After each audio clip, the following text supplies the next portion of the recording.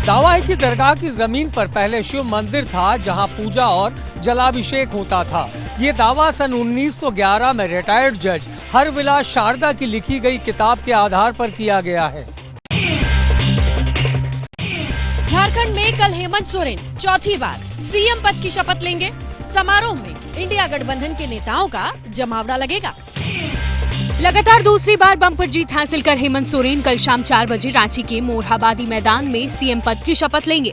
कल सिर्फ हेमंत सोरेन शपथ लेंगे, बाद में मंत्रिमंडल विस्तार होगा जिसमें सभी मंत्री शपथ लेंगे। अभी माननीय मुख्यमंत्री जी शपथ लेंगे, उसके बाद जो पूरा फिर मंत्रिमंडल का विस्तार होगा तो उसमें सभी दलों के जो मंत्री हैं वो शपथ ग्रहण करेंगे। शपथ ग्रहण समारोह में राहुल गांधी, तेजस्वी यादव समेत इंडिया अलायंस के 18 नेताओं को आमंत्रित किया गया है। सभी से यही कहना चाहेंगे कि अपना प्यार, आशीर्वाद, भरोसा जो आप लोगों ने दिया है, हेमंत जी अब आपके सारे वादों को पूरा करने के लिए आ रहे हैं। 81 विधानसभा सीटों वाली झारखंड विधानसभा में 56 सीटें लाकर इंडिया गठबंधन ने जबरदस्त जीत हासिल की है।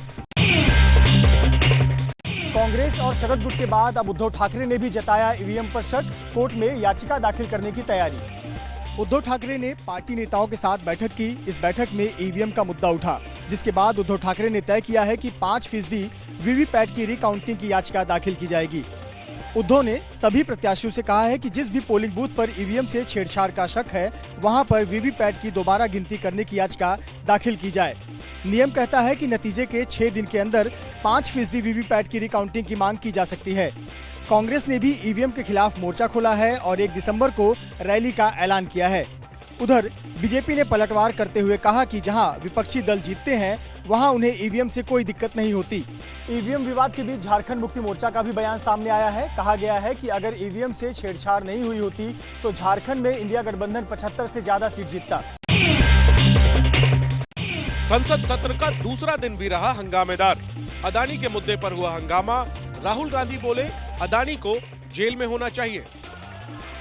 विपक्ष चाहता था कि संसद में अदानी के मुद्दे पर चर्चा हो और इसी को लेकर हंगामा इतना बढ़ा कि दोनों सदनों की कार्यवाही को 28 नवंबर यानी कल तक के लिए स्थगित कर दिया गया। राहुल ने एक बार फिर अदानी को गिरफ्तार करने की मांग उठाई। Which world are you living in, brother? Obviously, he's going to deny the charges. The point is, he has to be arrested. He should be in jail. And the government is protecting him. अमेरिकी अदालत में अदानी पर लगे आरोपों के बाद से ही राहुल गांधी उनकी गिरफ्तारी की मांग कर रहे हैं और आरोप लगा रहे हैं कि मोदी सरकार उन्हें बचा रही है। अमेरिका में अडानी ग्रुप के ऊपर चल रहे मामलों पर आज वकीलों ने की प्रेस कॉन्फ्रेंस। मुकुल रोहतगी ने कहा कि गौतम अडानी और सागर अडानी पर किसी भी तरह की रिश्वतखोरी या फिर न्याय में बाधा डालने का कोई आरोप नहीं है। पूर्व अटॉर्नी जनरल और सुप्रीम कोर्ट के सीनियर एडवोकेट मुकुल रोहतगी ने अडानी ग्रुप का बचाव करते हुए कहा कि आरोप निराधार हैं और जो 5 आरोप लगे हैं उनमें से सिर्फ 3 मामलों में अडानी का नाम है और ये तीनों आरोप गंभीर नहीं है। मैंने बता दिया, पहला चार्ज और 5वें चार्ज में अडानी के नाम नहीं है। उनका नाम चार्ज नंबर 2, 3 और 4 में। वहीं वरिष्ठ वकील महेश जेठलमानी भी अडानी ग्रुप के बचाव में खड़े हुए हैं। यदि आप विश्लेषण करें, इसमें कोई सबूत तो है ही नहीं, वो तो पेश ही नहीं किए। किस आधार पे ये इल्जाम लगा रहे हैं, ये किस आधार पे ये इंडाइटमेंट भेजा गया है। इस सब के बीच आज शेयर मार्केट में भी धूम रही और अडानी ग्रुप के कई शेयर रॉकेट की तरह उछाल मारते हुए नजर आए। महाराष्ट्र चुनावों में हार के बाद इंडिया गठबंधन में तनातनी। टीएमसी सांसद की मांग, ममता बनर्जी को माना जाए इंडिया गठबंधन का नेता। सांसद कल्याण बनर्जी ने कहा है कि कांग्रेस को अहंकार त्यागना चाहिए। दीदी को लीडर मान के चलेगा, इंडिया बहुत बेटर परफॉर्म करेंगे।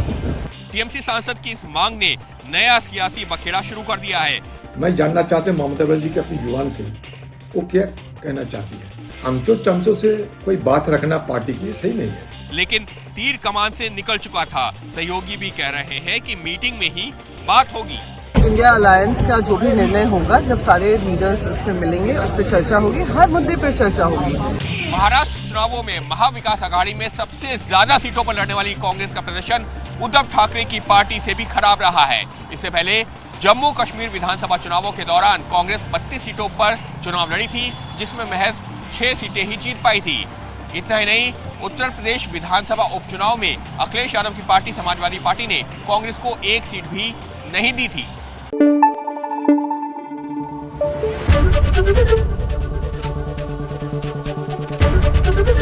एबीपी न्यूज आपको रखे आगे।